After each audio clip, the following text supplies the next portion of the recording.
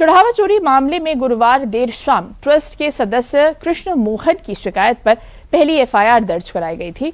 राम मंदिर में दान गबन के मामले में सभी 8 आरोपियों का मेडिकल कराने के बाद कोर्ट में पेश किया गया।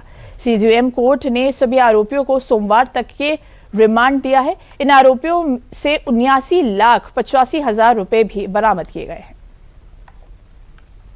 अयोध्या स्थित जो दान पात्र था, उसमें जो श्रद्धालुओं द्वारा जो उसमें चढ़ावा आता था धन के रूप में, आभूषण के रूप में, ट्रस्ट के कर्मी द्वारा उसका धन का और आभूषणों का गमन किया गया है, भ्रष्टाचार किया गया है। उसी के परिपेक्ष में इनका रिमांड लिया गया है। 8 लोगों का 79,85,000 रुपये, 493 रुपये ये इनके पास से बरामद हुए हैं अलग अलग अमाउंट के रूप में, और इनको मंडे तक का रिमांड दिया गया है। मंडे को फिर ये विशेष न्यायालय भ्रष्टाचार निवारण अधिनियम में पेश होंगे।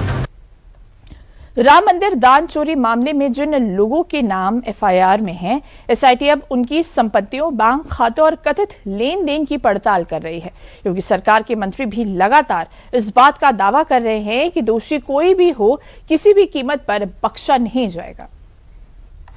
देखिए, बहुत ही गंभीर मुद्दा है और इस पे एसआईटी अपना काम कर रही है और आप देख रहे हैं कितनी तेजी से पूरा पर्दाफाश किया गया है।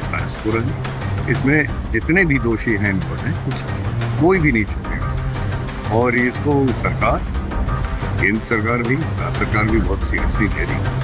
और ये हमारे जो मान्यता है भगवान राम की, इसमें देश में उनके साथ उनके ऊपर जो विश्वास है वो उस विश्वास का किसी के वो खेलने नहीं चाहिए। निष्पक्ष जांच होगी, एफआईआर दर्ज हो गई है और कानून के तहत कड़ी कार्रवाई हो, ये सरकार इसमें निर्देश दे रही है। योगी जी की सरकार में जीरो टॉलरेंस टुवर्ड्स क्राइम ये नारा शुरू से दिया है और आप महसूस करते होंगे कि उसी के अनुरूप योगी जी का एक्शन भी रहा है। कहीं पर भी कोई भी दोषी बचेगा नहीं। जिसने जो भी गड़बड़ किया होगा या जो भी जिस प्रकार से अमानत में खयानत करी होगी उसको जरूर सजा मिलेगी। ये मैं पहले दिन से कह रहा हूँ, from the very first day Yogi सरकार में कोई भी दोषी बचेगा नहीं। तो इस खबर पर अधिक जानकारी देने के लिए रुख करते हैं हमारे संवाददाता रामीन सिंह का। रामीन जी, देखिए, राम मंदिर चढ़ावा चोरी में जो 8 आरोपी थे उन्हें आज अदालत के सामने पेश किया गया। क्या कुछ अपडेट सामने आ रहा है?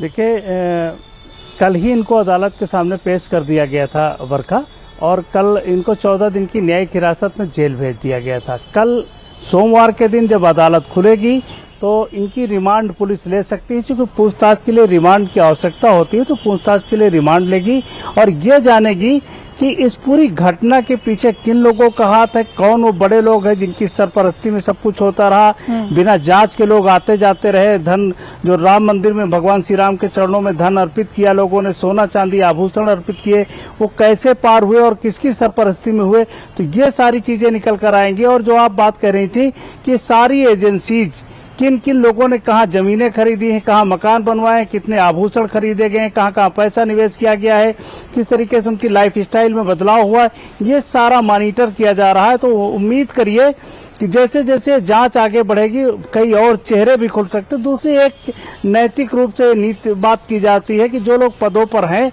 सामान्य लोग ये कह रहे हैं कि उनको हटा दिया जाए तभी ये जांच बेहतर होगी। तो ये सामान्य लोगों की मांग है। सरकार और ट्रस्ट को अपना जो भरोसा है उसको बचाए रखने के लिए क्या करना है, ये सरकार और ट्रस्ट जल्दी ही तय करेगी।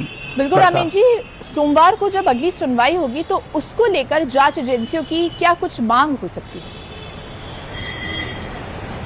देखिए, पुलिस कस्टडी लेगी इनको और पुलिस कस्टडी लेकर के जाएगी इनको अपने जो स्थल है उन पर जांच करेगी। पहले तो इनसे पूछताछ होगी, फिर जहां रिकवरी हो सकती है उन स्थानों पर ले जाएगी, रिकवरी जो होनी है वो रिकवरी करेगी। आप देखिए कि जब से जांच शुरू हुई तब से लगभग 3 करोड़ रुपया मिल चुका है इन लोगों के पास। जिनको 20,000 सैलरी मिलती है, जिनको 15,000 22,000 सैलरी मिलती है, उनके घरों से लगभग 3 करोड़ की रिकवरी हुई है। तो जाहिर ये रकम अभी इससे बहुत बड़ी है। जैसे जैसे जांच आगे बढ़ेगी पुलिस पूछताछ करेगी, इंट्रोगेशन के बाद उनको उन स्थानों पर ले जाएगी जहां धन रखा गया आज बैंकों में अगर उनके खातों में छिपाया गया है, उनके लॉकरों में छिपाया गया, निवेश किया है, तो वो सारी पड़ताल करने के बाद फिर पुलिस इनको कोर्ट में पेश करेगी। जितने दिन की रिमांड कोर्ट देगी उसके बाद अगर पुलिस को दोबारा लगता है कि नहीं अभी पूछताछ कम हुई है, अभी और इंट्रोगेशन की जरूरत है, तो पुलिस दोबारा रिमांड के लिए फिर कोर्ट से निवेदन कर सकती है और कोर्ट इनको रिमांड पर देगी और पुलिस इसी तरह पूछताछ करके सारी कड़ियों से कड़ियां जोड़ करके पूरी स्थिति को साफ करेगी आने वाले समय में।